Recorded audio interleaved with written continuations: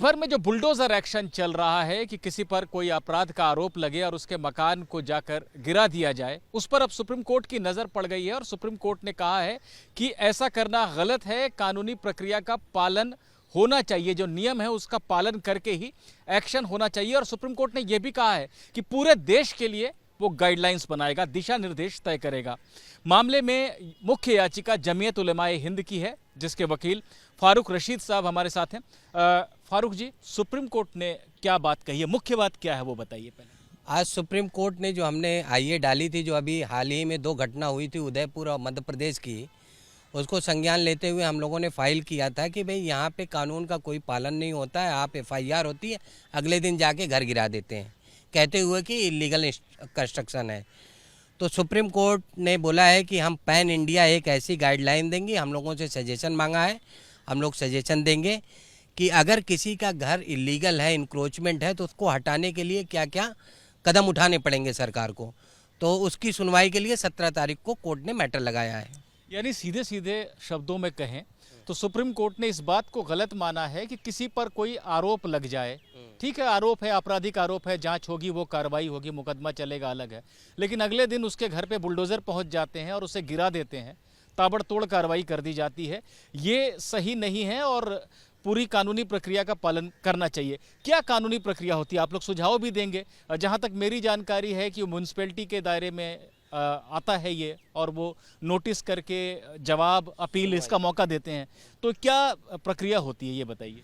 हमारा कहना था कि कहीं भी जो अभी भारत का नया कानून आया है और पुराना कानून में कहीं भी दंड प्रणाली में कोई ऐसी प्रावधान नहीं था कि अगर कोई एफआईआर किसी खिलाफ हो जाती, मुल्जिम हो जाता है, अगर उसको सज़ा भी हो जाती तो उसका घर डेमोलिश नहीं कर सकते, आप उसको जेल भेज सकते हैं, लेकिन बदले की भावना से घर नहीं करते।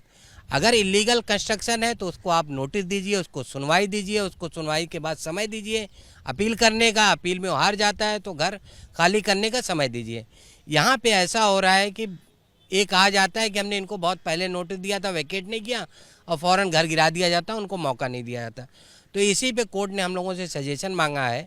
और पूरे भारतवर्ष में क्योंकि डिफरेंट स्टेट के डिफरेंट लॉ है, तो सुप्रीम कोर्ट कह रहा है कि हमें एक ऐसी गाइडलाइंस फ्रेम करेंगे जो पूरे भारतवर्ष में लागू होगी, जो इलीगल कंस्ट्रक्शन उसको रिमूव करने के लिए। एक टिप्पणी आज बहुत चर्चा में है, जस्टिस केवी विश्वनाथन ने कहा कि अगर बेटे की गलती हो या लड़के की गलती हो तो उसकी सजा पिता को नहीं दे सकते हैं। ये किस संदर्भ में की गई टिप्पणी, जरा इसे बताइए। ये उदयपुर का जो इंसिडेंट हुआ था, वहाँ एक किराएदार था, उसके बेटे ने एक हिंदू लड़के को चाकू मारा, उसके खिलाफ एफआईआर होती है और वो किराए पर रहते हैं, मकान मालिक का जाके घर गिरा दिया, मकान मालिक को कोई लेना देना नहीं था।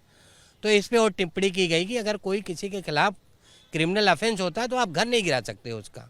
हमारा भी यही कहना था, कोर्ट ने भी ये माना कि ये गलत हो रहा है, इसीलिए गाइडलाइंस बनाने की मांग की है। एक बात कोर्ट ने आज और साफ की कि ये जो प्रोटेक्शन देने के लिए वो कदम उठाने जा रहा है, इसमें कोई ऐसे कंस्ट्रक्शन को प्रोटेक्शन नहीं मिलेगा जो रोड में बना दिया गया हो, जो कंप्लीटली अवैध हो, उसके बारे में ये नहीं है, ऐसा कहा है कोर्ट ने? बिल्कुल कहा कोर्ट ने कि ये जो गाइडलाइंस होगी फॉलो होगी प्रॉपर, और ऐसा नहीं है कि इलीगल कंस्ट्रक्शन या रिलीजियस कंस्ट्रक्शन भी अगर इलीगल है तो उसको भी उसमें प्रोटेक्शन नहीं होगी।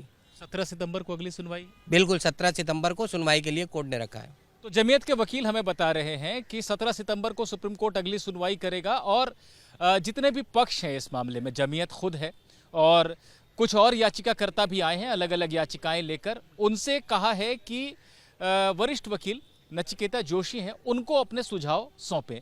वो सभी सुझाव जो हैं उन्हें सुप्रीम कोर्ट देखेगा, उन पर विचार करेगा और उन्हें आपस में मिलाकर एक दिशा निर्देश तय करेगा जो पूरे देश के लिए लागू होगा। यानी सिर्फ अपराध का आरोप लगते ही ताबड़तोड़ एक्शन हो जाना वो रुकेगा। उसके लिए जो प्रक्रिया है, नोटिस भेजना, नोटिस का जवाब पाना और जवाब पाने के बाद अपील का भी मौका देना, अगर जवाब से संतुष्ट नहीं है नगर पालिका तो ये सारी प्रक्रिया का पालन करना पड़ेगा। सुप्रीम कोर्ट की मंशा यही है, आगे सुप्रीम कोर्ट पूरे देश के लिए लागू होने वाले गाइडलाइंस तय करेगा। निपुण सहगल, एबीपी न्यूज़, दिल्ली।